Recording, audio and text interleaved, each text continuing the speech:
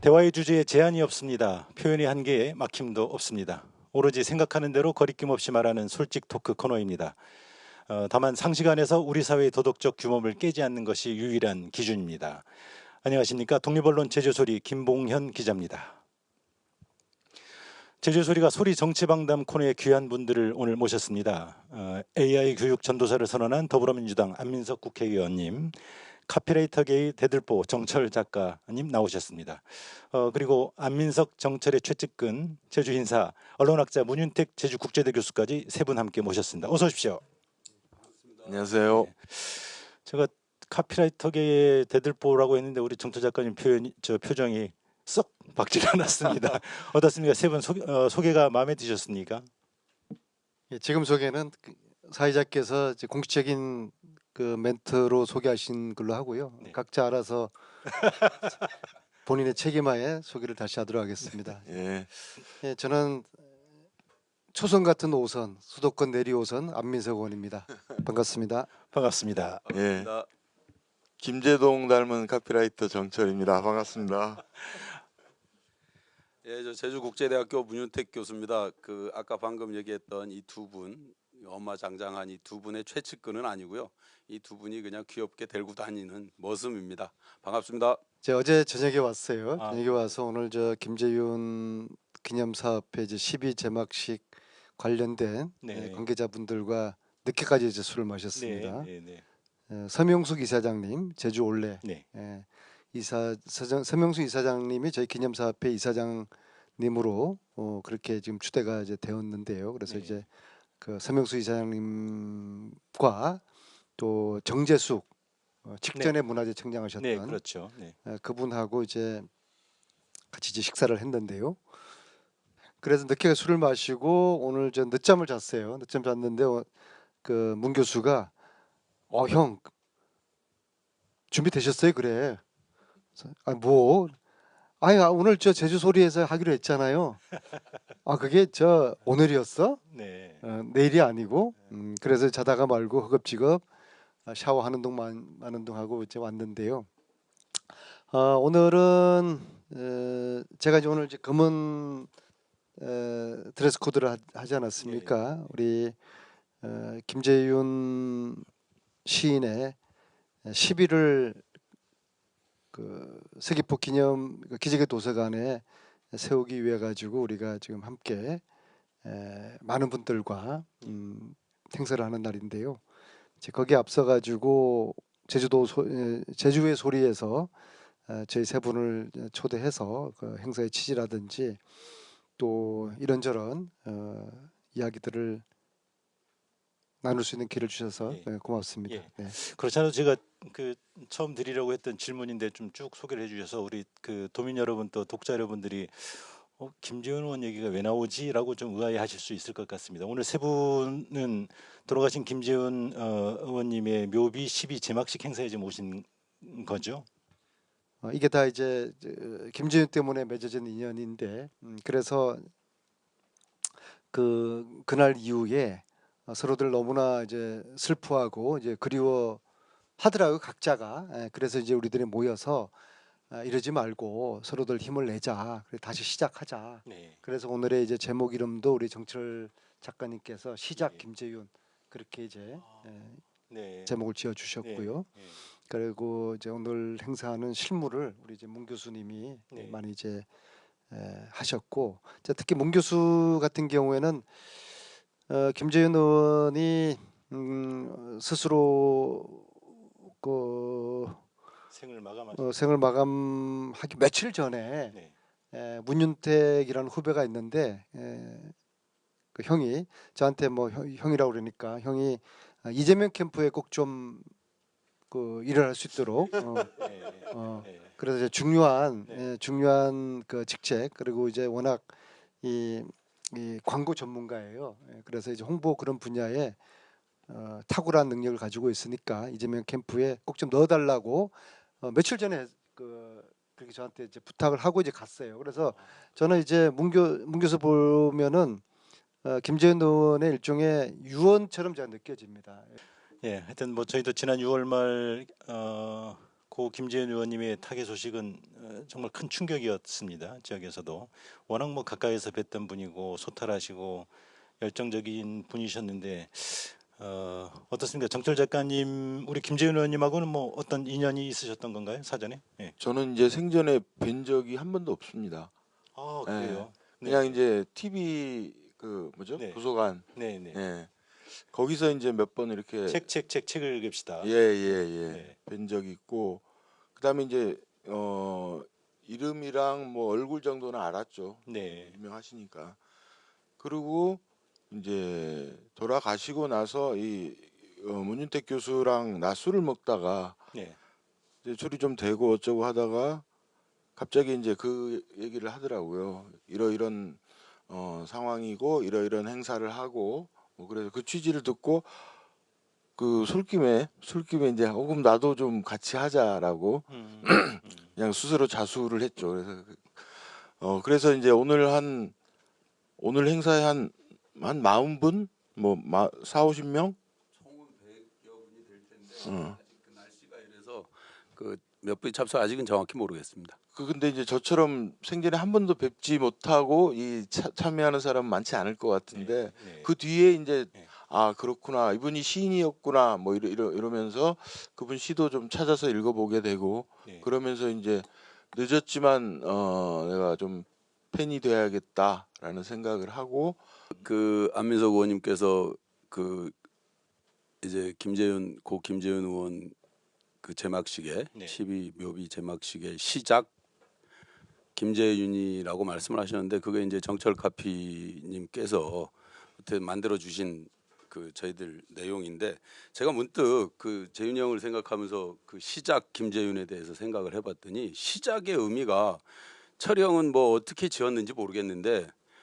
그러니까 철이 형의 생각은 알겠는데 시작이라는 게 이제 지금 끝이고 다음 시작이 아니라 늘 시작인 우리 김재윤 의원이다라는 개념일 텐데 저는 또 한 가지 그 김재윤 의원이 생각했던 세상이 늘 시 같은 세상을 추구하고 그런데 살고 싶어 하셨던 분이고 시를 만들고 싶어 하시는 분이고 시를 읽는 걸 되게 좋아하시는 분이에요. 그래서 시를 만든다의 개념으로 시작 그래서 앞으로도 영원히 김재윤은 시를 만들면서 시 같은 나라를 만들면서 살아갈 것이다라는 뜻으로 시작 김재윤이 되지 않았나라는 생각을 해봤습니다. 작가 의도와는 전혀 관계없이 해석이 지금 옆에 계시는 해몽이 이제 되죠. 정철 카피라이터로 지금 소개하고 있는데요. 사실 이제 정치권에서는 뭐 굉장히 유명하신 분인데 아시죠? 네. 일반인들은 정철이 누구지?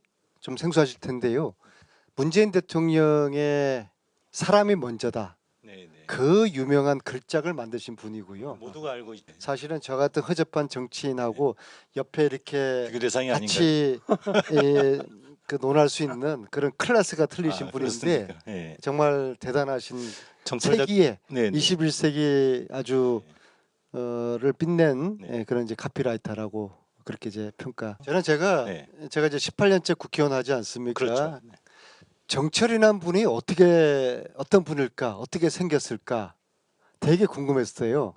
근데 17년. 처음에 뵙고서 네. 정말 하늘이 무너지는 듯한 좌절감을 느꼈습니다. 그냥 시골에서 이 제주도에서 어떤 그 물고기나 잡는 뭐 그렇게 참 흐름한 이런 그 어떻게 보면 또 초라하기도 하시고요. 좋게 말하면 꾸밈 없는. 네. 그래서 정말 제가 참 실망을 많이 했는데 제가 이제 몇 네, 번 네. 뵐수록 내공이 꽉 찬 이제 그런 이제 분이란 느낌 네. 그런 이제 생각을 갖고요. 근데 이제 김재윤 의원이 이제 떠나면서 그 인연을 맺게 해준 분 중에서 또 서명숙 이사장님도 그런 분입니다. 네. 제가 이제 장례 뭐 위원장을 이제 맡게 돼서 장례를 치르고 난 다음에 바로 서명숙 이사장님이 저에게 이제 전화가 옵니다. 서 이사장님은 김재현 의원 살아생전에 이야기를 많이 들었거든요. 근데 한 번도 뵙지를 못했어요. 그런데 장례식장 끝난 다음에 전화가 오셔서 정말 안 의원 수고했다.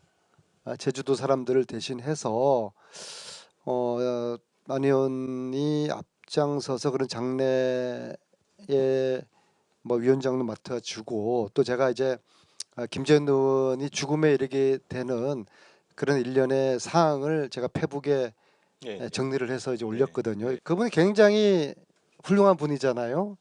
21세기가 낳은 문화혁명가라고 저는 생각을 해요. 저 제주 올레길을 그 여성 혼자의 힘으로 다 만들지 않았습니까? 뭐 제주도의 도움도 없이 혼자서 그 길을 개척한 혁명가죠. 그렇습니다. 그래서 굉장히 뵙고 싶었는데 김재훈 의원이 죽고 난 다음에 서명수 회장님 저에게 연락 와서 바로 제가 내려가서 이제 뵈었죠. 그래서 그분이 저보다 나이가 뭐 한 꽤 많으신데 57년생이시죠? 예. 네. 꽤 많으신데 보자마자 서로가 합이 딱 맞아 떨어지더라고요. 막 보는 순간 이 서로의 저와 그 이사장님의 눈빛이 스파크가 팍 일면서 마치 그 기다렸던 그 두 남녀의 만남이 이루어지는 그런 좀 느낌이었어요. 그래서 바로 그 자리에서 제가 앞으로 재윤이 대신해서 저 동생 하겠습니다. 제가 누님으로 부를 테니까 괜찮겠습니까? 그래 나도 너 동생 할게. 그래서 그런 만남을 또 김재윤 의원이 인연을 맺게 해줬고요. 예. 또 한 분 그 인연을 맺게 해준 또 한 분을 제가 꼭 말씀드려야 되겠는데요. 네. 서귀포 고등학교 김재윤 의원이 서귀포 고등학교 출신이지 않습니까? 서고 그렇죠. 네. 서고 동문회장이신 양경희 회장님이신데요. 사실 이분이 아니었으면은 기념사업회가 오늘 이렇게 출범하지 못했을 겁니다. 그리고 물론 이제 뭐 성공한 사업가이시기도 하면서 평소에 김재윤 의원을 친동생처럼 아껴주셨거든요. 그래서 아마 많은 사람들이 김재윤 의원이 떠나고 난 다음에 슬픔에 젖었지만은 양경희 의원님은 양경희 선배님은 눈물을 많이 흘리셨어요. 정말 저는 딱 한 번밖에 흘리지 않았는데 저 눈물의 의미가 뭘까?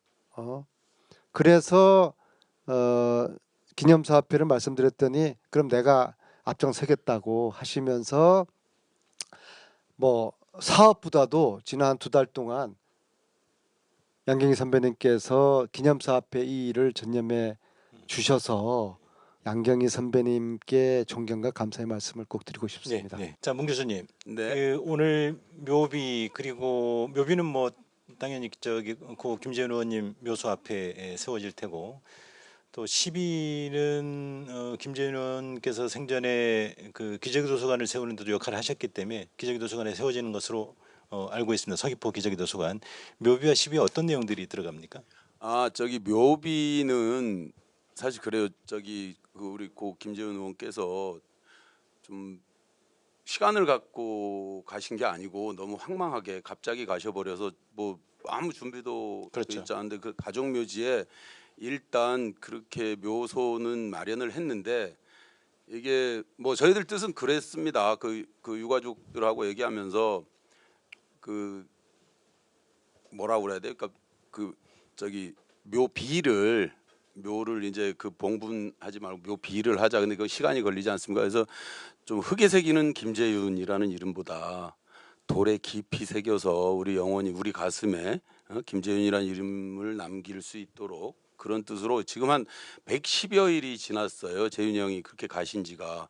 그래서 우리가 그거를 계획하고 만드는 동안에 시간이 그 정도가 걸렸습니다. 그리고 또 10위는 그 김재훈 의원께서 의원이 되시기 전에 이미 기적의 도서관 그거를 만드는데 앞장서 가지고 4호인가 그럴 거예요. 전국에. 그렇죠. 4호고 제주시의 5호고 제주도 지역을 위해서 정말로 그때는 뭐 그 국회의원도 아니었을 그렇죠. 당시에 네, 네, 그렇게 애쓰면서 그 MBC 느낌표라는 프로그램을 맞죠. 통해서 체계 전도사가 되셔서 그런 부분을 했어요.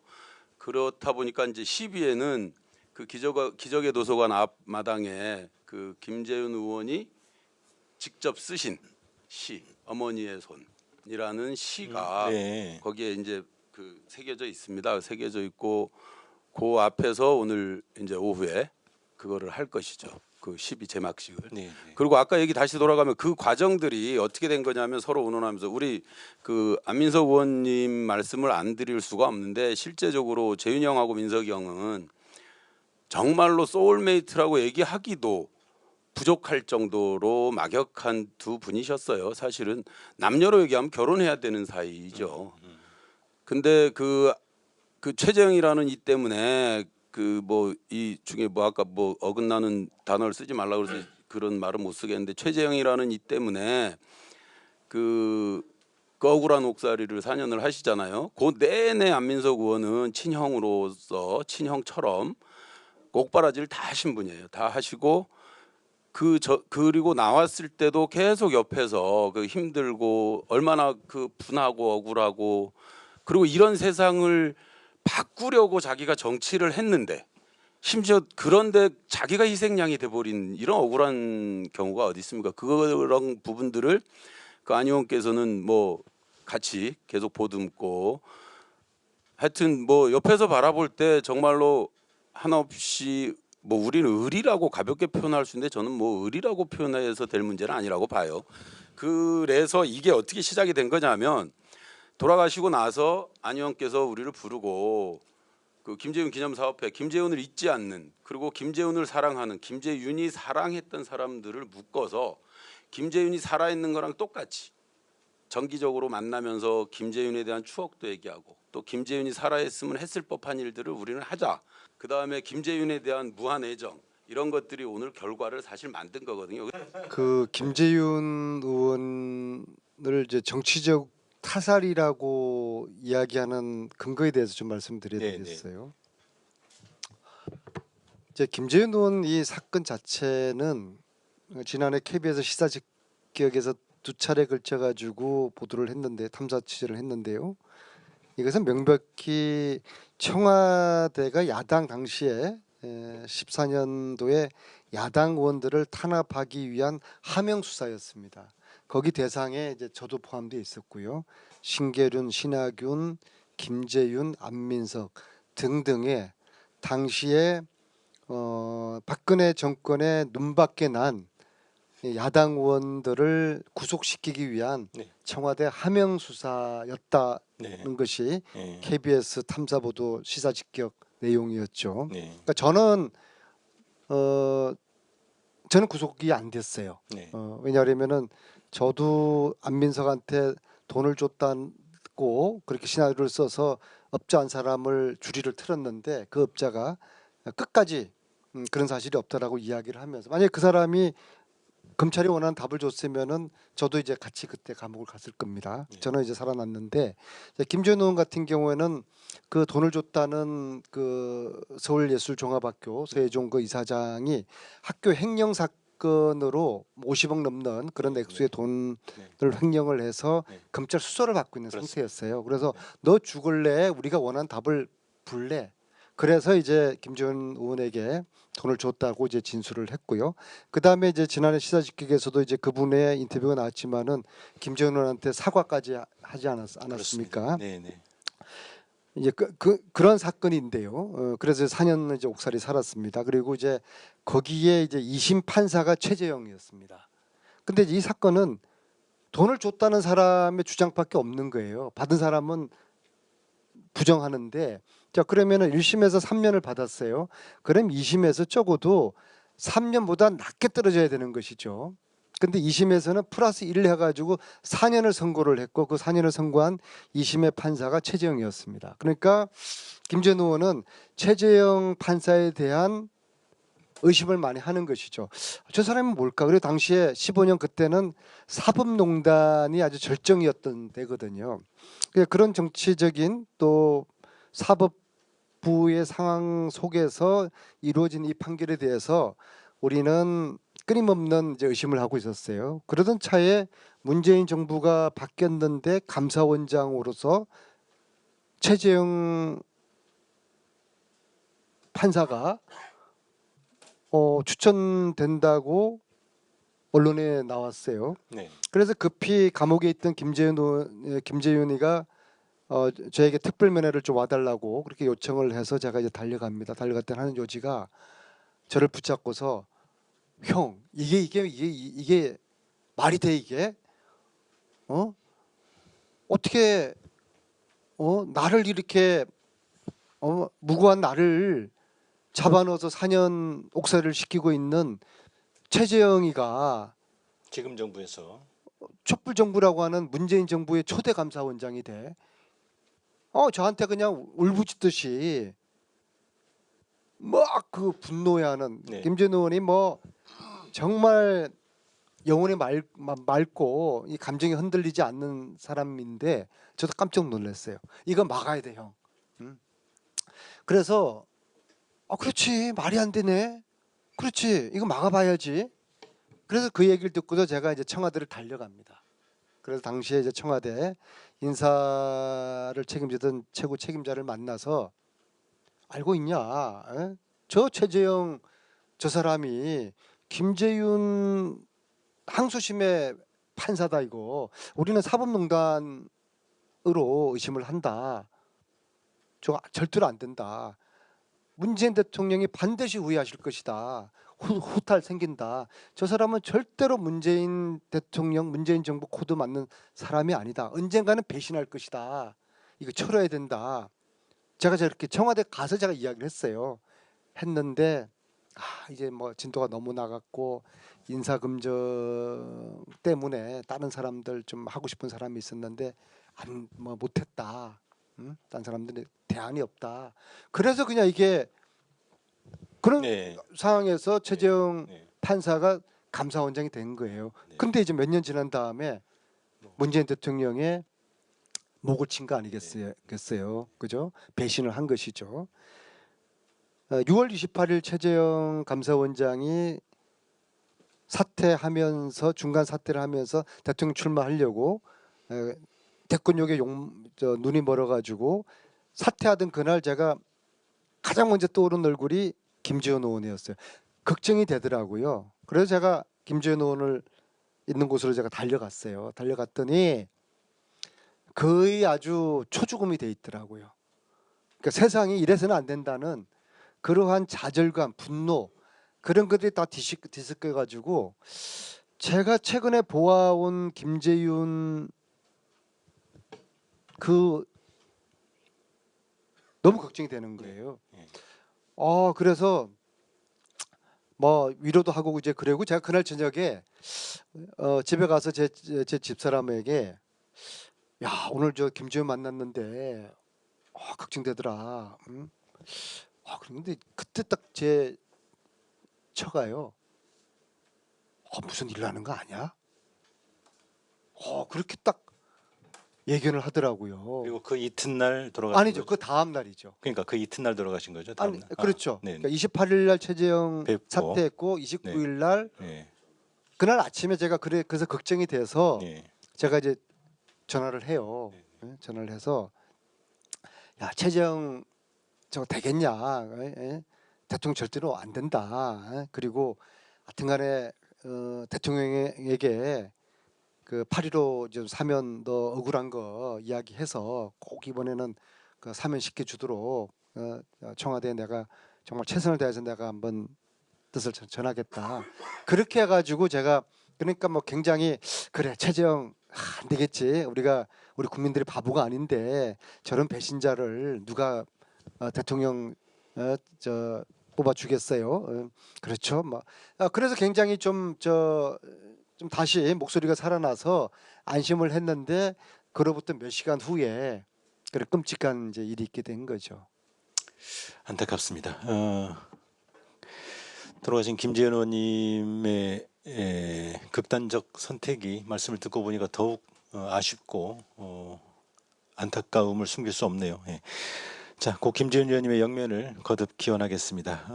오늘 뭐 제가 요 방송은 좀 시일이 지난 이후에 나가게 되겠습니다만 김재현 의원님의 추모 행사가 잘 마무리되기를 저도 함께 마음을 보태겠습니다. 자, 그러면 본격적인 방담을 벌여보겠습니다.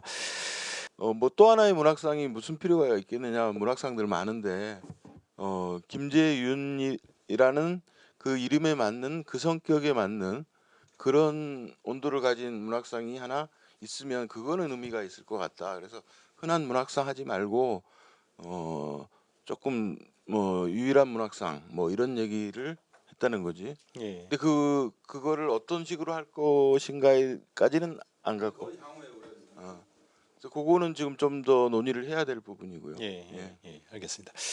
자, 안 의원님 최근에 뭐 AI 교육에 이렇게 필이 꽂혀 계시다고 하는 걸 제가 이제 언론 기사를 통해서 쭉 한번 봤는데, 과거에 이제 제가 안 의원님을 소개할 때 앞에서도 얘기가 잠깐 언급됐습니다만 최순실 추적자 뭐 이런 타이틀이었잖아요.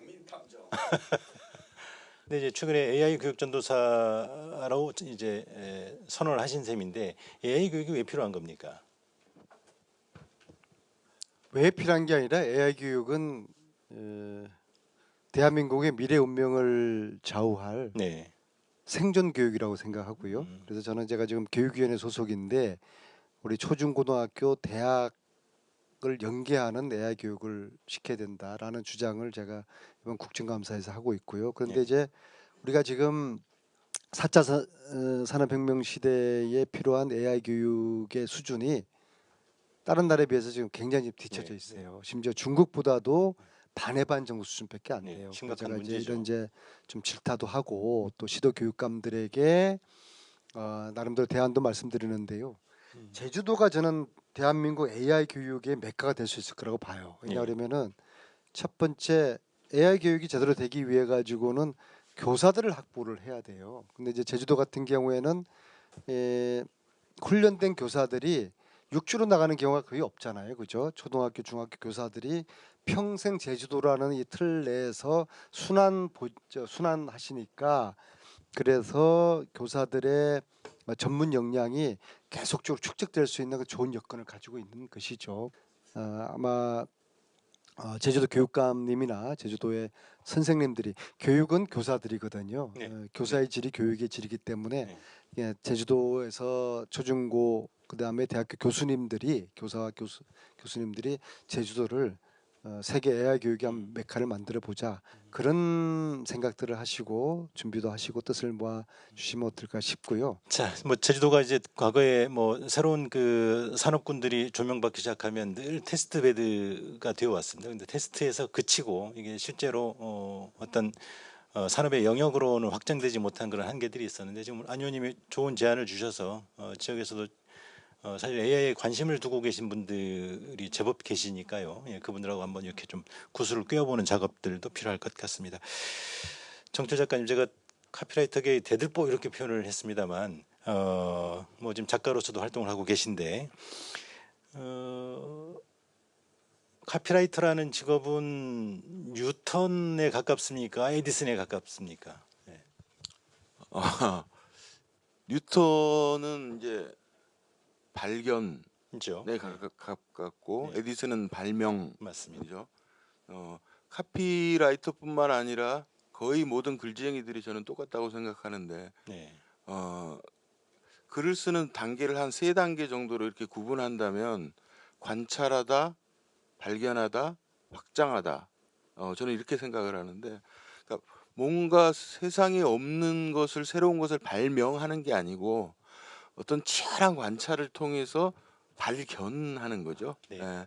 그 발견한 것을 이렇게 저렇게 조합하고 쪼물딱 해가지고 이제 확장을 시키면 글이 되고 카피가 되는 그런 거라고 생각을 합니다. 그래서 글은 이렇게 뭐 머리나 손으로 쓰는 게 아니라 눈으로 쓴다. 눈으로. 예, 네. 글은 눈으로 쓰는 거다. 눈으로 뭔가를 치열하게 관찰해서 네. 남들이 발견하지 못한 뭔가를 발견하는 거죠. 예. 그럼 이제 글감이 생긴 거고 아이디어가 생긴 거잖아요. 그거를 이제 확장하는 작업이, 그거는 약간의 이제 경험이나 요령이 좀 필요한데, 그거를 확장해내면 그냥 남다른 글, 뾰족한 글이 이제 되는 거죠. 그래서 내 머릿속에 들어있는 거를 글로 쓰는 거는 크게 이렇게 뾰족한 글이 나오기 어려운데, 눈이 일을 해주면 뾰족한 글, 뾰족한 카피 이런 것들을 예. 쓸 수 있다고 예. 생각합니다. 발견가, 발명가, 그보다는 또 관찰자라고 하는 표현이 뭐 더 적합하다는 좀 생각이 들었습니다. 문 교수님, 초선 같은 오선 우리 안민석 의원님, 또 카피라이터계 대들보 우리 정철님 뭐가 좀 늙었습니다. 그렇습니까? 낡았. 보시기에는 어떻습니까? 뭐 두 분의 직업이 천직처럼 잘 택한 것 같습니까? 어떻습니까? 너무 그 두 분, 이 두 형들의 본인을 위해서가 아니라 대한민국 국민을 위해서 너무너무 이 두 분들의 직업은 잘 선택하셨고 되었다라고 네. 저는 생각을 하는 게, 그 첫 번째 우리 안민석 의원 같은 경우는 그 항상 비주류였어요. 그러니 매번 초선인지 알지. 뭐 어느 정권 때 좀 주류였어야 지난번도 보이고 요번도 보이고. 그런데 주류라고 하는 게 국민들 편에선 주류였기 때문에 항상 정권이나 혹은 권력 사이드에서 주류인 적은 한 번도 없었던 분이거든요. 네. 그 항상 비주류라는 얘기는 항상 힘들게 무엇인가를 잘못된 부분을 지적하고 편하게 무리져서 다니지 않았다는 뜻이기도 하거든요.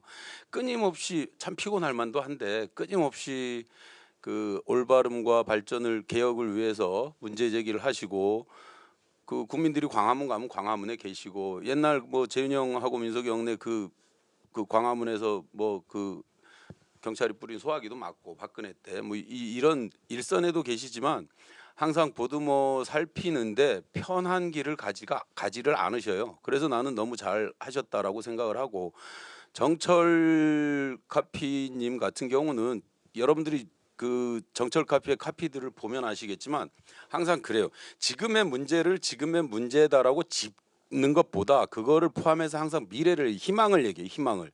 예를 들면 2012년 그 문재인 대통령 선거 당시에 선거 캠프에서 철영하고 제가 이제 같은 팀에서 맨날 밤새 술 마셨는데 그때 사람이 먼저다 등등 나머지 카피들이 나올 당시에 사람이 먼저다라고 하는 거는 누구나 알고 있는 기본 명제임에도 불구하고 그거를 화두로 꺼내고 그것이 우리가 이슈가 되는 거는 그 시절에 이명박 정권 시절에 사람이 실제적으로 그렇게 존중되어졌는가, 4대강이나 파고 있었지.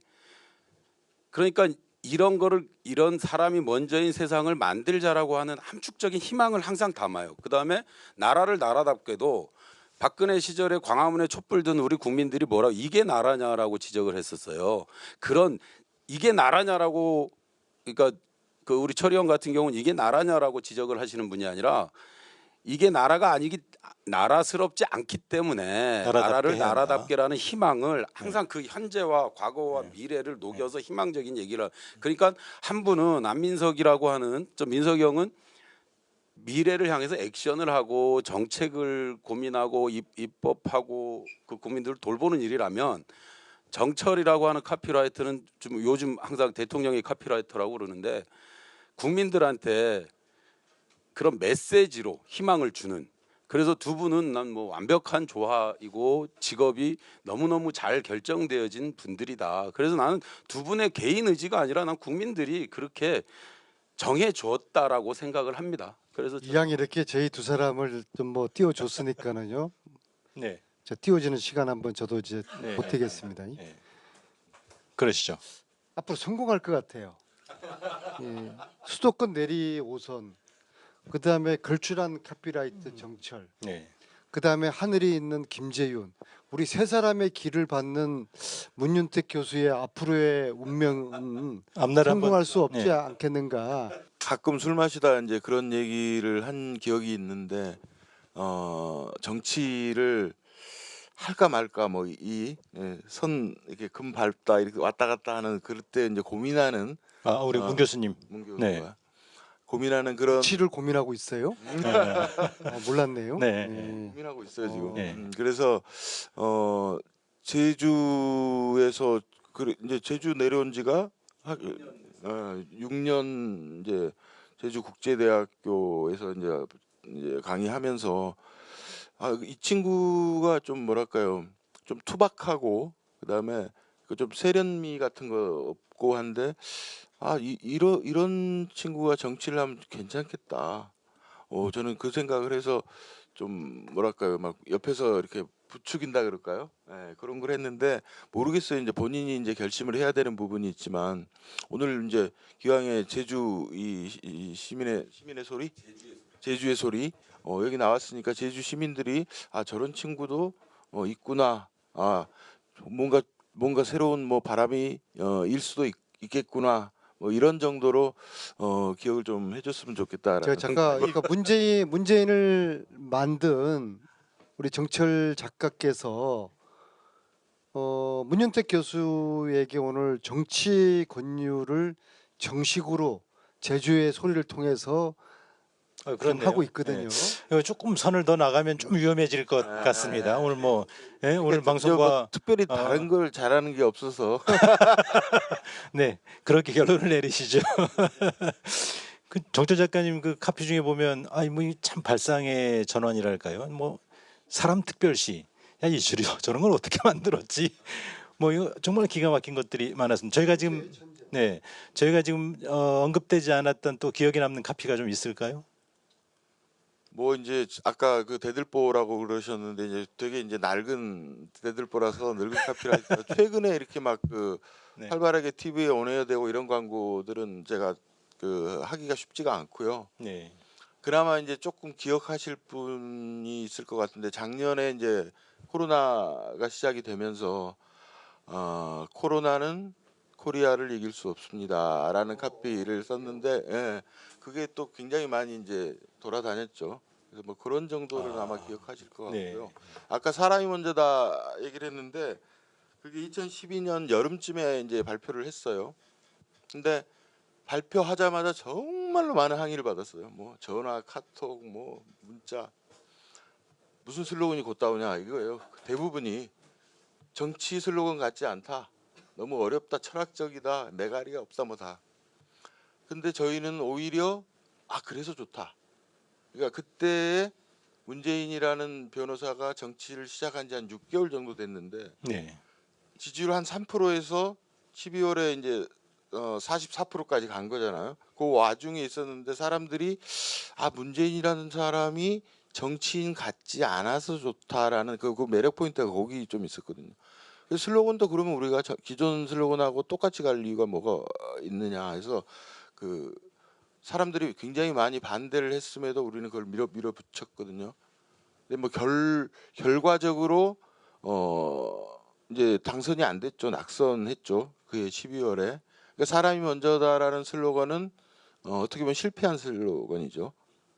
네. 그 카피의 목적이 문재인 후보의 당선이었는데 네. 낙선을 했기 때문에 네. 실패한 슬로건인데 오히려 그 이후에도 사람들이 이 슬로건을 많이 기억을 해주더라고요. 그래서 실패한 슬로건이지만 사람이 먼저라는 그 가치는 우리가 그렇습니다. 버리지 말고 좀 계속 보듬고 갔으면 좋겠다라는 생각이. 그게 2017년 장미 대선 때 그게 온전한 실패가 아니라 그게 또 초석이 되어서 그 이미지가 온전히 이어졌기 때문에 문재인 대통령의 당선까지 이어졌던 게 아닌가 하는 생각이 듭니다. 그러니까 저는 이 어떻게 하다 보니까 정치 카피를 좀 쓰게 됐는데요. 뭐 그러네요. 그러려고 한 건 아닌데 하다 보니까 이렇게 와 있고 뭐 아까 말한 사람 투표 서울시장 선거랄지 뭐 대통령 선거랄지 또 뭐 국회의원 선거도 안민석 의원 빼고 많이 카피를 제가 썼거든요. 네네네. 근데 정치 슬로건이라는 게 저는 시대 정신과 이 후보의 철학의 접점을 찾는 게 접점을 잘 찾아내면 그게 이제 정치 슬로건이 된다고 생각하는데 그런 면에서 문재인 후보의 두 번의 대선을 이제 재수하는 바람에 저도 재수를 했는데 잘 찾아냈다고 생각을 합니다. 그러니까 후보가 찾기가 어려운 후보가 있어요. 근데 문재인이라는 후보는 되게 쉬웠어요. 그냥 있는 그대로 보여주면 된다라는 저는 그런 느낌으로 그러니까 광고쟁이 하면 사람들이 뭔가를 자꾸 꾸며서 소비자한테 포장해서 전달하는 사람이라고 또 일부 그런 부분들이 있는데 이 제품 문재인이라는 제품은 별로 꾸밀 필요가 없는 제품. 그 광고쟁이로서도 되게 그런 제품을 만난다는 거는 되게 운이 좋다, 네. 행복한 네. 그런 기억을 네. 갖고 있어요. 안 의원님 어떻습니까? 우리 정철 작가님이 뭐 사실은 정치 슬로건을 많이 하시긴 했는데 원래 본래 직업이 카피라이터 광고쟁이이신데요. 정치색을 갖는 것이 광고쟁이로서는 그 매우 치명적 결함이 될 수도 있을 것 같습니다. 근데 본인 스스로 돌아가신 노무현 대통령 그리고 현재 계신 문재인 대통령 친노 친문 성향을 뭐 숨기지 않고 온전히 드러내 계시고 계신데 안 의원님께서 보시기에 우리 정철 작가님의 이런 정치적 슬로건 국민들께 어떤 영향을 미칠 수 있을까요? 네. 정철 작가님 이야기의 특징이 있어요. 제가 볼 때는 네. 그러니까 들으면 들을수록 이야기가 좀 맛깔나요. 구수한 된장국 먹는 그런 좀 느낌도 들고 재미도 있고 내용도 있고. 그러니까 그게 이제 내공이 있으신 거죠. 제가 우리 21세기의 정치 카피 중에서 두 가지 정도가 가장 걸출했다고 보는데, 하나는 12년 대선에 나왔던 손학규 후보의 전역이 있는 삶, 그 카피하고, 그리고 그의 문재인 후보의 사람이 먼저다는 건데요. 근데 이제 전역이 있는 삶은 12년도에 그 슬로건으로 끝났는데, 사람이 먼저다라는 이 카피는 14년에도 지방선거할 때 후보들이 많이 썼어요. 그리고 실제로 많은 도시에서 사람이 먼저다 그것을 도시의 슬로건으로 그랬는데, 그분들이 쓰면서 제작료를 줬습니까? 그거 되게 궁금하던데. 광고 카피는 이 저작권이 따로 없고요. 카피라이터한테는 전혀 없고요. 네. 예를 들면은 있다면은 광고주한테 있을 수가 있겠죠. 예. 뭐 그렇구나. 예를 들어서 제가 뭐 삼성전자 카피를 썼다, 삼성그룹 카피를 썼다, 뭐 그래서 삼성이 뭐였죠? 뭐 또 하나의 가족, 뭐 이런 전자의 카피가 있다. 그러면은 내가 그 용병으로 삼성전자의 카피를 쓴 거기 때문에 그걸로 저는 끝나는 거고, 네. 그 저작권은 삼성전자에서 갔는데, 그런 이제 큰 기업에서 누가 그걸 패러디하고 그 뭐 이런 거에 대해서 시비를 잘 안 걸죠. 그러다 보니까 네. 좀 많이 써요. 정말 재밌었던 게 2017년 이제 아까 얘기한 대로 나라를 나라답게라는 슬로건으로 그것도 선배님이 하셨어요? 예, 당선이 됐는데, 그 이듬해에 지방선거가 있었잖아요. 근데 그때 뭐 새누리당이었나요? 무슨 당인데 이름이 하도 바뀌니까 모르겠는데, 저쪽 야당 강남구청장 후보 슬로건이 강남을 강남답게 이렇게 써가지고 정말 웃겼어요. 예. 그렇네요. 좀그 속이 상하셨겠습니다. 예. 제가 아까 그 정철 작가님이 문 교수 이제 정치 입문을 이제 공개적으로 권유하시는 이야기를 딱 들으면서, 김재윤도 똑같은 메시지를 하고 싶었을 것 같아요. 내가 이제 몇 마디 복기를 해 보니까 앞으로 김재윤 의원이 자기가 볼 때 앞으로 제주도에서 좀 자기가 키우고 싶은 그런 좀 후배들 중에서, 정치적으로 키우고 싶은 후배들 중에서 문 교수를 마음속에 염두에 두고 있지 않았을까. 그러니까 이제 저한테 문 교수를 부탁을 했겠죠. 네. 예, 그래서 근데 이제 훈련이 이제 앞으로 좀 돼야 될 것 같은데요. 이제 권력 의지가 굉장히 있어야 되는데, 정치라는 게, 그 다음에 권력 의지에다가 그 다음에 본인이 철학이 있어야 돼요. 나는 왜 정치를 하는 것인가. 근데 의지와 철학이 뭐 없는지 있는지는 제가 속에 오지 않았기 때문에 모르는데, 네. 일단 손에 바톤은 하나 받은 것 같아요. 김재현 의원이 바톤을 이렇게 문 교수한테 던져주고 전달하고 예. 달려가신 것 같고, 예. 이제 손에 쥐고 이제 고민을 하겠죠. 예. 내가 이거를 예. 이어 달려야 할까 말까, 예. 그런 단계인 것 같아요. 웬만하면 정치하지 마세요. 예. 자, 우리 안 의원께서 결론을 내주신 걸로 하고 우리 정철 작가님 얘기를 쭉 이어가던 중에서 요거 하고 좀 마무리하도록 하겠습니다. 뭐 광고쟁이들 뭐 아침에 껌 팔고 뭐 낮에 옷 팔고 뭐 밤에 못 팔고 뭐 이런 얘기들이 있습니다.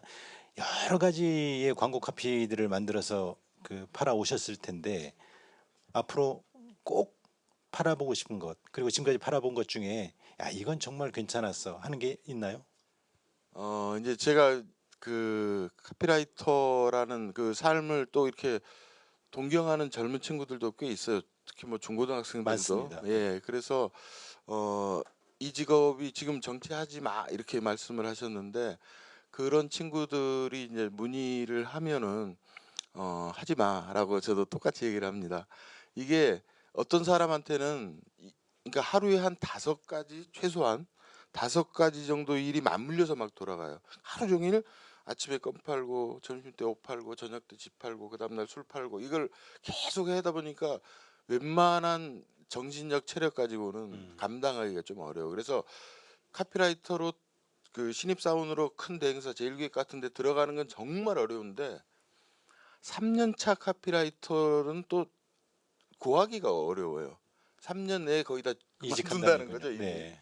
그만큼 그게 힘든 건데 그 누군가는 그게 힘들어서 카피를 중간에 그만두고 누군가는 그렇기 때문에 재밌다라고 얘기를 똑같은 뭐 여러 개가 맞물리는 상황을 누군가는 힘들다, 누군가는 그러니까 피곤하다, 힘들다, 누군가는 그래서 지루할 틈이 없어서 좋다. 뭐 이렇게도 얘기를 하는 거죠. 그래서 후자인 사람은 카피라이터를 꿈꿔볼 수도 있는데 전자인 사람 괜히 좀 있어 보여 카피라이터 뭐 연예인들 또 만나는 거 아니야 뭐 이런 거는 좀 어렵다는 네, 망상은 깨고 그러니까 꼭 제가 앞으로 네. 최근에 문 교수하고 자주 만나면서도 내가 한 가지를 제가 확인을 못했어요. 네. 김재윤 의원하고는 어떤 인연이었나요? 주제가 또 글로 돌아가는 거니까. 네. 예, 그 재윤이 형이 처음 정치에 입문할 때부터 가까웠고 또 재윤이 형 동생 김재문 지금 시인인데 김재문 그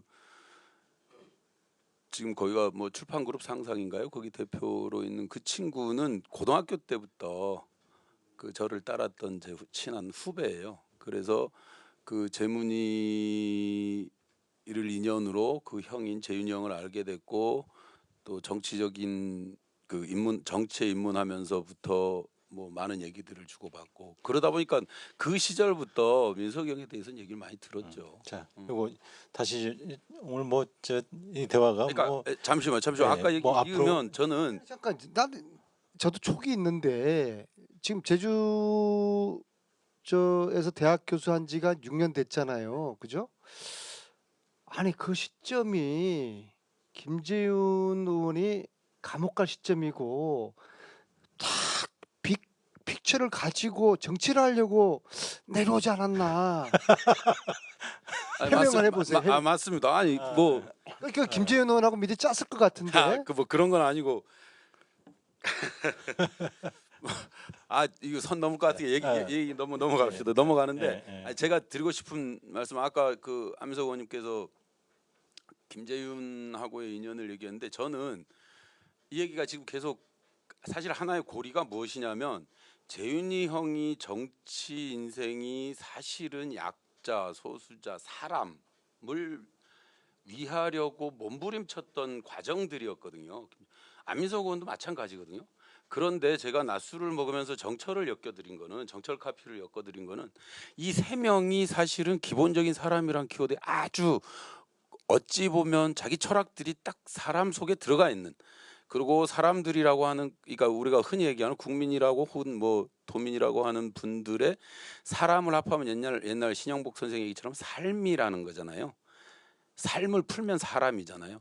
그 사람의 삶에 대해서 누구보다 고민을 많이 하는 세 분이어서 그 사람과 삶이라고 하는 그 키워드에 가장 정확하신 분들이라서 이 세 분은 한 분은 저 천상에 계시지만 나는 정말로 그 찰떡궁합이고 그 인연이고 그러신 분들이라고 생각을 합니다. 그 아까 그 카피 얘기 나온 카피예로 저는 이 정철 카피가 쓴 카피 중에 사실은 이게 막 눈에 띄고 그런 거 아닌데 우리 화장실 카피라고 하는 게 있어요.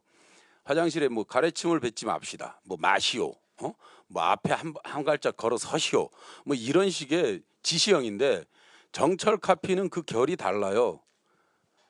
여러분 그러니까 이게 뭐 가래침을 뱉지 마시오가 아니라 여러분들이 버렸을 때 치우는 어머니의 무릎이 아픕니다.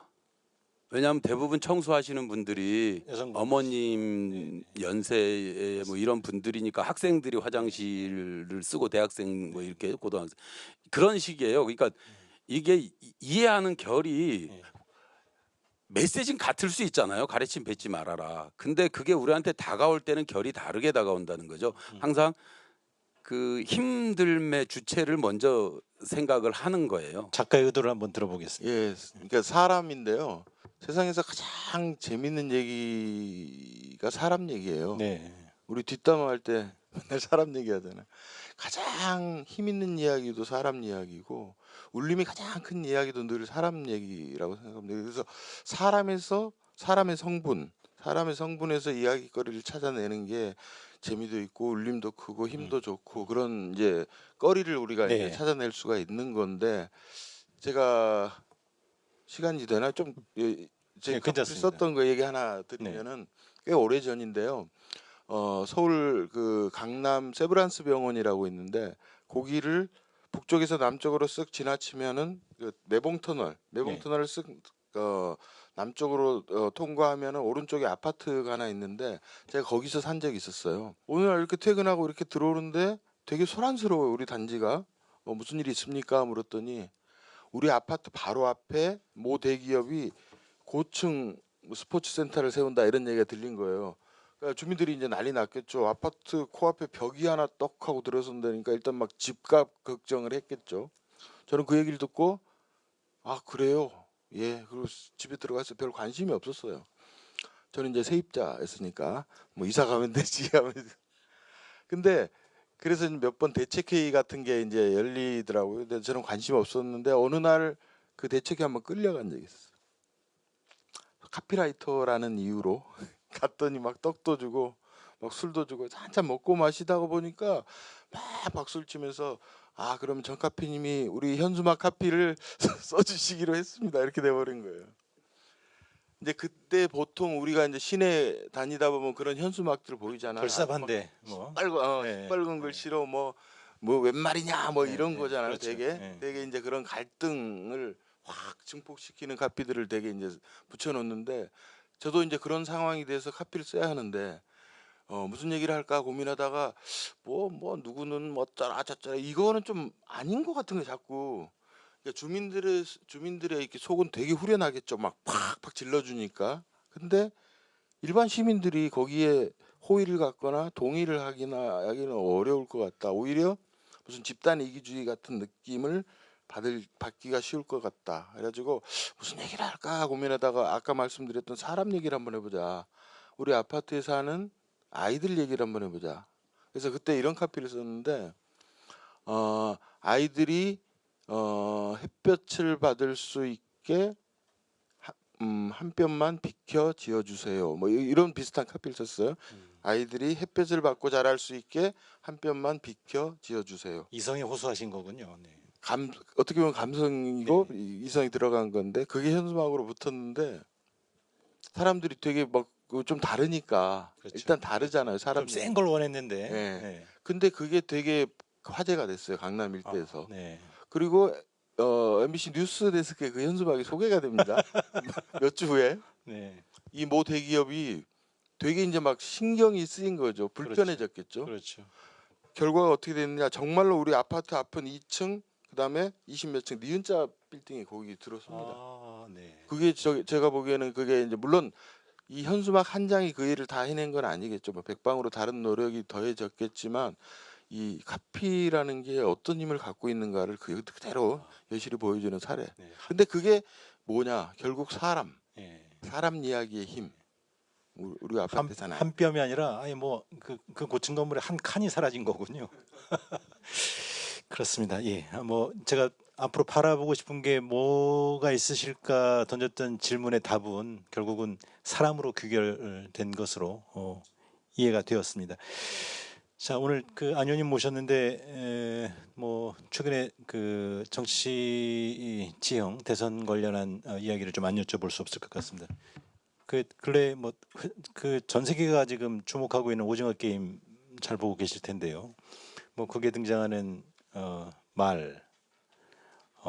프론트맨, VIP 뭐 이런 단계가 있습니다. 최근에 뭐 화천대유니 대장동이 하는 그 이런 키워드를 놓고 오징어 게임과 비유하는 일들이 있습니다. 이 대장동 사건은 어떤 사건입니까? 제가 이제 며칠 전에 그 라디오 인터뷰에서 대장동 게이트를 그 오징어 게임 영화의 거기 등장인물들하고 좀 비유를 했어요. 네. 말들이 있고 VIP가 있다.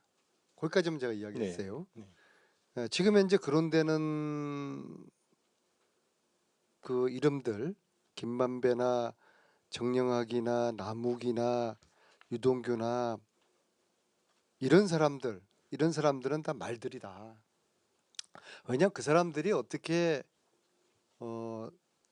수원지검을 움직여서 이 한 4, 5년 동안 대장동 이 땅 작업하고 프로젝트를 진행해 온 사람들을 수사하고 구속시키거든요. 그러니까 수원지검을 움직인 힘, 그리고 하나은행이나 SK 돈이 들어가지 않았으면 대장동 개발이 굉장히 어려웠을 겁니다. SK와 하나를 움직이는 힘, 수원지검을 움직이는 힘, 이 힘이 VIP라고 보거든요. 그러겠죠. 네. 그러면 그 VIP는 과거에 권력이었겠죠. 권력의 핵심 중에 핵심들이었겠죠. 김만배나 남욱 정도는 되지 않는다. 그게 걔들은 말이고요. 네, 네. 그래서 이 VIP를 밝히는 것이 대장동 게이트의 핵심이라고 보고요. 근데 번뜩 또 다른 촉이 발동이 됐어요. 네. VIP와 말들을 연결시키는 프론트맨이 있었을 것이다. 네. 그 프론트맨은 지금 현재 회자되고 있는 그분일 것이다. 그분 역시도 저는 VIP는 아닐 거라고 봅니다. 지금 그분을 밝히면은, 그러니까 프론트맨을 밝히면은 VIP까지 연결이 되겠죠, 그죠? 그 프론트맨은 여러 지금 그분이라고 하는 그분이 누굴까는 홍모 언론사 대표라고 이야기도 하고 또 곽상도일 거라고도 이야기하고 또 이재명 시장일 거라고 네, 당시 시장. 네. 이재명 당시에 이재명 시장 지금 이재명 후보가 되었죠. 네. 그러니까 국힘에서는 이제 그렇게 지금 몰아가고 있는 것 같아요. 네. 근데 이재명은 절대로 저는 아니라고 보는 게 이재명 스스로가 지난 정권 시절에 사찰 대상이었거든요. 네. 요만한 틀 것이라도 빌미가 있으면은 수사하고 구속시키려고 하는 게 박근혜 정부에서 특히 그랬는데 이재명 지사가 머리가 아주 뛰어난 사람인데 자기 죽을 줄 모르고 프론트맨이 됐겠어요. 그는 뭐 그런 가능성은 저는 뭐 희박하다고 보고요. 제가 이렇게 맞춘 퍼즐로는 곽상도 의원일 가능성이 많다고 봅니다. 곽상도 의원이 왜 사퇴를 했을까? 제가 20대 때 곽상도 의원하고 2년을 상임위를 같이 하면서 그분을 좀 관찰을 했어요. 제 나름대로 당시에는 최순실 게이트를 파헤치고 있었으니까는요. 거기에 어떤 연관이 있지 않을까라는 그런 의심을 가지고 그분이 하는 발언이라든지 정치적인 뭐 은행을 열심히 이제 봤어요. 열심히 봤는데 그분은 아들이 50억 받았다고 해서 거기에 대한 정치적인 책임을 지고서 국회의원을 사퇴할 만큼의 정치적인 책임을 느끼거나 양심 있는 그런 류의 분은 저는 아니라는 것이 저의 이제 결론 경험상. 판단인데요. 네. 그럼 왜 사퇴를 했을까? 50억 말고 그거보다 더 어마어마한 것이 있지 않고서는 곽상도 의원의 저 사퇴를 해석할 수가 없어요. 사라져 버린 것이죠. 제가 최순실 게이트 당시에 좀 몇 가지 유명한 카피를 제가 남겼는데 그 중에 하나가 숨는 자가 범인이다라는 표현이었습니다. 재능이 있으십니다. 근데 네. 이번에는 사라진 자가 범인입니다.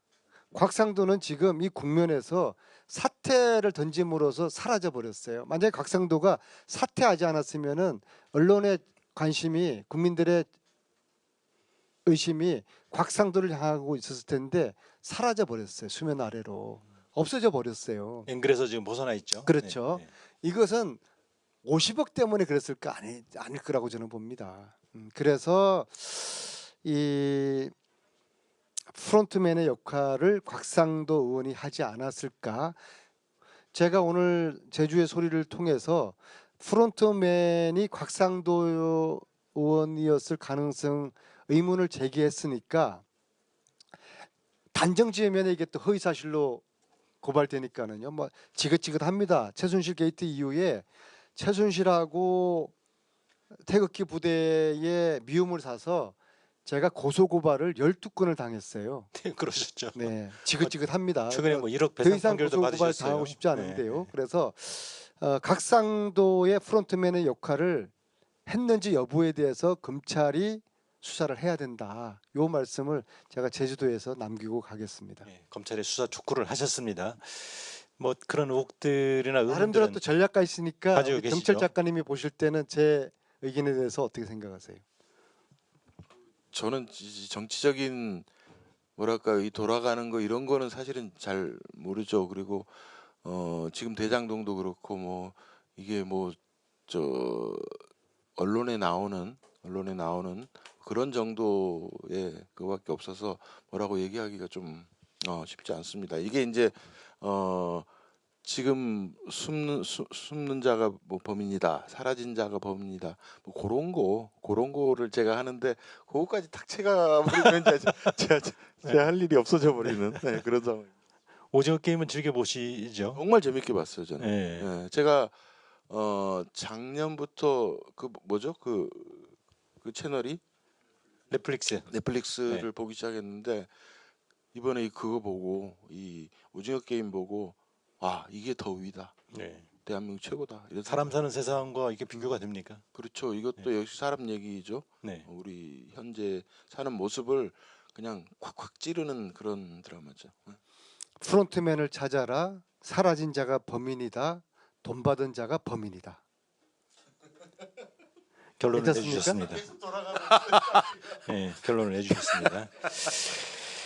자, 근데 이번 선거가 지금 뭐 여야가 다 대장동 의혹으로부터 지금 다 테두리에 갇혀 있는 형국입니다. 뭐 특히 또 야당에는 고발사주 의혹이라고 하는 뭐 큰 걸림돌이 있는 셈이고요. 내년 대선 또 지방선거까지 불가피하게 이제 이 여파가 이어질 텐데 큰 경랑이 우리 앞에 활화산처럼 이렇게 들끓고 있는 모양새입니다. 지금 여야가 대선 경선 후보를 선출하는 과정에 있고 이미 여당은 민주당에서는 이제 이재명 경기지사가 후보로 선출이 되었고요. 야당은 지금 이제 4강까지 컷오프가 끝났고 후보를 좀 추려가는 과정입니다. 이제 대선 전국이 이제 아마 이렇게 반환점을 좀 도는 시점이 아닌가 하는 생각이 듭니다. 문 교수님, 이번 치러질 내년 대선 그리고 지방선거까지 연결해서 뭐 이 시대를 관통하는 뭐 시대 정신이랄까요? 뭐 이런 게 있겠습니까? 근데 뭐 예전 같으면 그 염치라는 게 있었어요. 그들도. 그래서 숨어서 뭐 예를 들면 구중궁궐 청와대에 숨어서 하든 검찰청 그 건물 안에서 숨어서 하고 그 결정된 사항을 나중에 그 언론한테 흘리고 이런 식으로 국민들을 호도했는데 이제는 그 잘못하고 있다는 죄의식이거나 염치 자체가 실종돼서 민낯을 그냥 대놓고 언론한테 얘기를 한단 말이에요. 지금 현상이 이제 그들은 더 이상 부끄러움조차도 모르는 그림이 돼버린 거예요.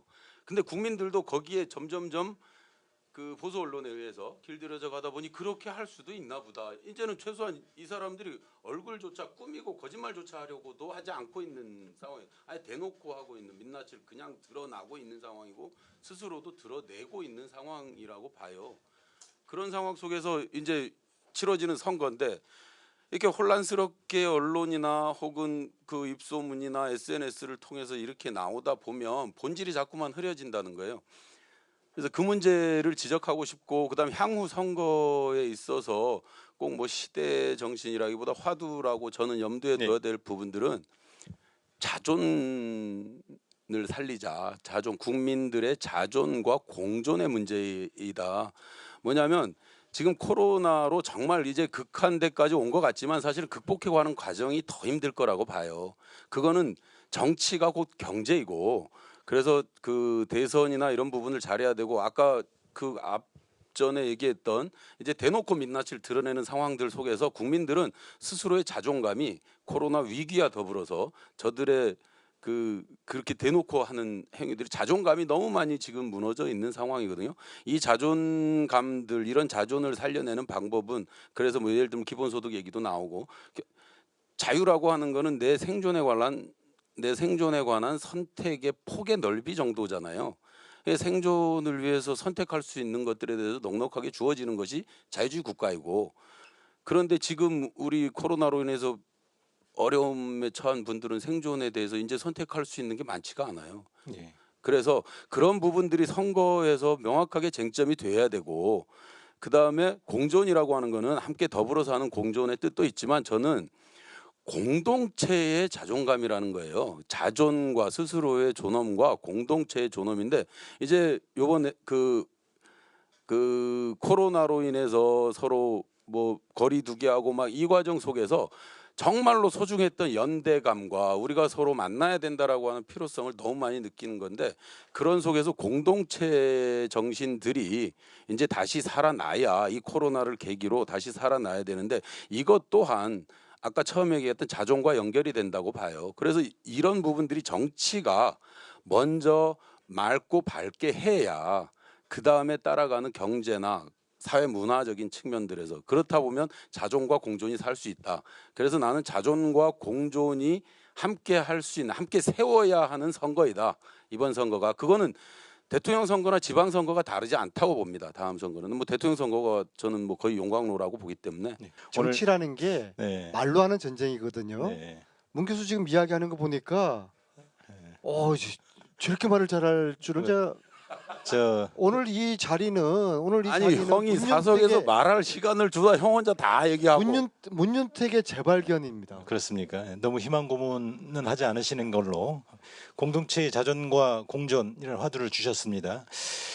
자, 아까 이재명 캠프의 역할도 지금 안 의원님께서 주요한 역할을 이제 해오셨는데 대장동 사건이라고 하는 게 지금은 이제 거명되는 인사들이 주로 야당 인사들입니다만 이게 야당에서 주장하는 것은 또 그 몸통은 이제 이재명 지사, 이재명 후보다라고 지금 이렇게 주장을 하고 있는데 어떻습니까? 이게 민주당의 대선 후보가 지금 이재명 후보로 이제 결정이 되었습니다. 다만 이제 경선 과정에서 이제 크고 작은 좀 생채기들이 있었는데 원팀이 되는 겁니까? 제가 이제 정치를 뭐 이제 꽤 이제 오래 했잖아요. 네. 뭐 숱한 이제 경선 과정을 지켜봤고 휴유증 없는 경선 이건 거짓말입니다. 맞습니다. 네. 경선 자체는 휴유증이 있을 수밖에 없는 거예요. 싸움하는데 어떻게 피 한 방울 튀기지 않고 옷에 피 안 묻겠습니까? 이제 단지 이 경선이 끝나고 난 다음에 얼마나 빨리 수습을 하느냐 이게 문제거든요. 그래서 물론 지난 일요일 날 경선 결과 났을 때 이낙연 후보께서 바로 그 자리에서 승복을 하셨더라고 그러면은 가장 좋았을나 그러나 비온 뒤에 땅이 굳지 않겠습니까? 이제 한 3일 후에 이제 승복을 하셨어요. 그만큼 뭐 저는 이제 어떤 드라마틱한 그런 또 요소도 있다고 봅니다. 이제 남은 것은 이제 이낙연을 지지하셨던 분들이 이재명 후보를 지지하도록 하는 요게 이제 남았는데요. 일단 이낙연 후보께서 노력하셔야 될 것이고 또 이재명 후보도 노력을 해야 됩니다. 네. 그냥 형식적인 의례적인 노력이 아니라 그분 나름대로 이재명을 반대했던 이유가 있는 거거든요. 그래서 그런 이유를 잘 살펴서 진정성 있게 그분들에게 다가가는 그런 자세가 이제 필요하고요. 필요하겠죠. 그 다음에 주위에 여러 셀럽들이 있지 않습니까? 이제 민주당 친민주당 저는 뭐 때가 되면은 정철 작가님 같은 분도 좀 그대로 주셨으면 좋겠는데요. 문성근이라든지 유시민이라든지 우리 지지층들이 좋아하는 그 셀럽들이 있습니다. 이제 네. 그분들이 각각의 위치에서 캠프에는 들어오시지는 않을 것이고요. 뭐 그건 저는 바람직하다고 보지는 않습니다. 캠프 내부는 저희 정치인들이 전투를 열심히 하고 밖에서 역할을 해 주시면서 원팀에 필요한 지금 가장 이재명을 찍지 않겠다고 하는 전통적인 우리 저 민주당 지지자들 그분들을 우리 원팀 만드는데 잘 좀 힐링도 해주시고 설득도 해주시는 뭐 그런 노력들을 해주실 거라고 보고요. 네. 오늘 또 제주의 소리를 통해 가지고 정철 작가님께 그 역할을 제가 정식으로 공개적으로 당부드리시는 거죠? 해가지고 간절하게 부탁을 드리겠습니다. 그래서 뭐 정철이 나서면 원팀 된다. 된다. 카피는 민주당을 어떻습니까? 지지하시는 친민주당 성향의 민주당 지지자들이 더욱 그래서 아쉬워하는 대목은 지난 2007년 대선으로 기억합니다만 당시에 이제 이명박 대통령이 당선되던 선거였지 않습니까? 그때 이제 그 당시 한나라당이었을까요? 예. 그 한나라당 내에서의 경선이 지금 못지않게 지금 민주당 경선 못지않게 아주 치열하지 않았습니까? 이명박 박근혜 두 후보 간에 뭐 그 이전 투구식 그 폭로전은 뭐 정말 지금 못지않게 치열했음에도 불구하고 그 경선 결과가 발표되던 날 박근혜 후보가 뭐 왼쪽에는 수락 연설문, 오른쪽에는 승복 연설문을 두었다가 본인이 패배가 결정되자마자 바로 꺼냈던 것은 당은 다르나 국민들의 기억에 오랫동안 남았던 일종의 어떤 감동 같은 그런 그 기억이란 말입니다. 그래서 아마 이번 민주당 경선을 바라보면서 원팀을 바라는 민주당 지지자들께서는 이제 그 대목을 좀 아쉬워하는 것 같습니다. 정철 작가님 뭐 안민석 의원께서 아까 힘을 보태실 거다라고 했는데 이번 대선에 뭐 혹시 어떤 계획을 가지고 계십니까? 아니요, 뭐 아직 계획은 없는데요. 그 이제 이 경선 후유증 얘기가 있어서 이거를 이제 결국은 치유가 되는데 누가 치유를 해주느냐, 후보들이 혹은 뭐 정치인들이 이런 건 아닌 것 같고 시간이 치유를 해줄 거라고 생각합니다.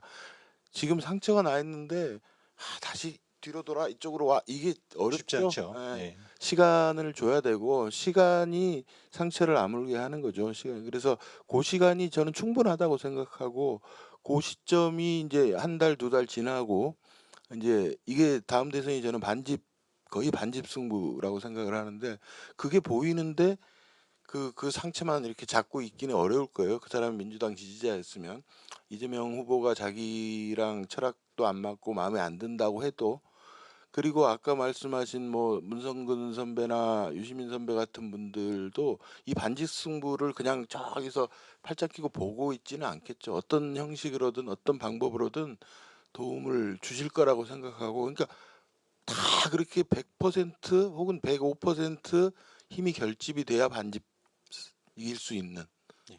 그거가 어려우면 반집 지는, 굉장히 눈 터지는 개가라고 생각해서 뭐 그 경선 후유증도 시간으로 치유하고 많은 사람들이 다시 다 하나 원팀이 되는데 예.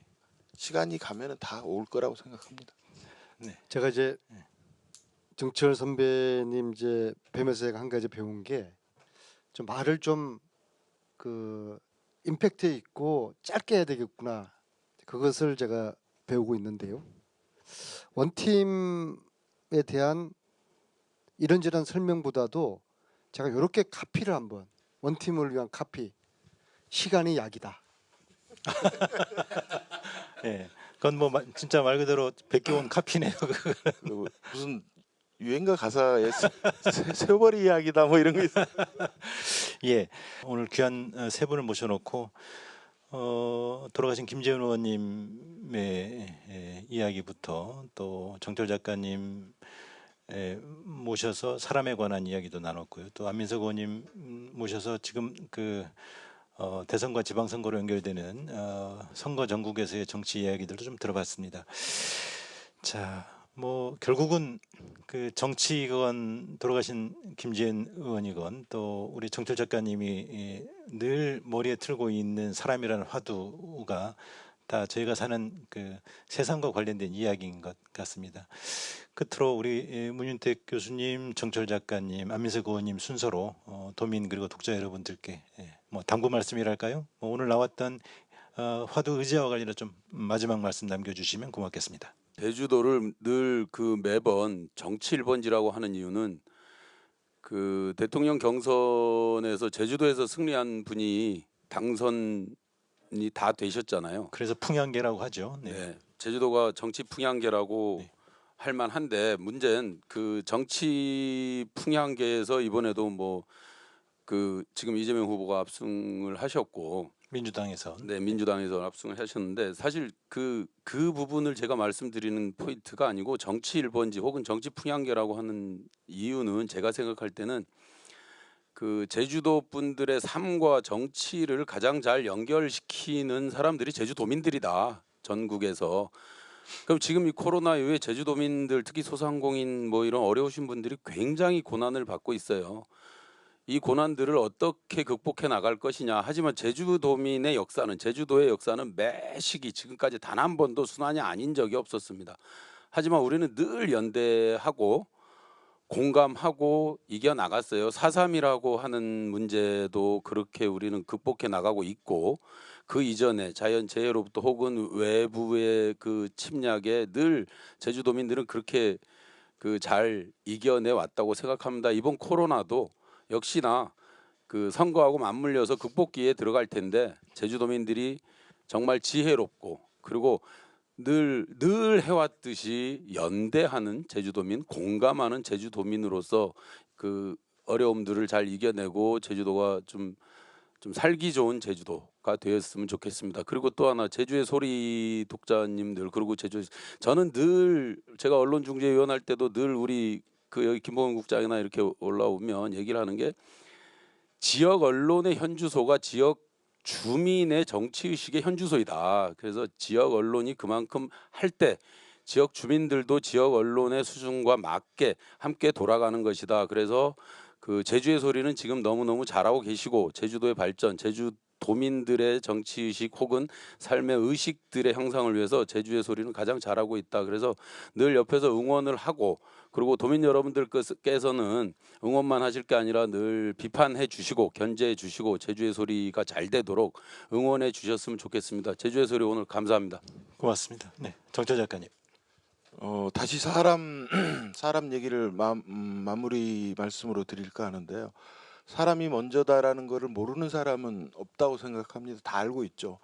근데 이제 사는 게 워낙 팍팍하고 힘들고 하다 보니까 하루하루 까먹고 우리가 살고 있는 게 아닌가. 저게 맞기는 맞는데 하는 생각을 잊어먹고 있는 거죠. 그래서 뭐 한 달에 한 번이라도 뭐 아니면 일주일에 한 번이라도 자기 자신한테 질문을 자꾸 던져야 된다고 생각합니다. 나는 사람이 먼저다라는 그런 생각으로 살고 있는지 오늘 하루는 혹시 사람보다 다른 게 먼저였지는 않았는지 이런 질문을 자기 자신한테 계속 던짐으로써 이 사람이라는 철학을 내팽개지 말고 보듬고 갔으면 좋겠다. 뭐 이런 당부의 말씀을 드립니다. 네, 감사합니다. 오늘 이 자리에 김재윤이가 있었으면 얼마나 좋았을까 다시 한번 그리운 시간입니다. 김재윤이가 떠난 자리를 저희들이 열심히 메우도록 노력하겠습니다. 문윤택, 정철, 안민석, 또 문명숙, 양경희 등등 열심히 채우겠습니다. 김재윤이가 보고 싶으시면은 서귀포 기재계 도서관에 김재윤을 만나러 오시면 되겠습니다. 고맙습니다. 감사합니다. 네, 도민 여러분, 독자 여러분, 내년 대선과 지방선거의 열기가 조금씩 달아오르고 있습니다. 정치가 오늘 얘기를 나눴던 것처럼 우리 삶과 무관한 것이 아니라 우리 삶 깊숙이 연결되어 있습니다. 정치권이 진영 대립으로만 치닫지 않고 또 실체적 진실과 국민 행복에 더더욱 관심을 갖게 하는 것이 역시 우리 모두의 역할이고 책임이 아닐까 싶습니다. 김재인 의원과 같은 안타까운 죽음이 반복되지 않도록 그리고 국민 모두의 삶의 질이 한 걸음 더 나아갈 수 있도록 내년 치러질 대선과 지방선거에 더 큰 관심이 필요한 때입니다. 오늘 시간 내주신 세 분께 거듭 감사드립니다. 고맙습니다. 고맙습니다.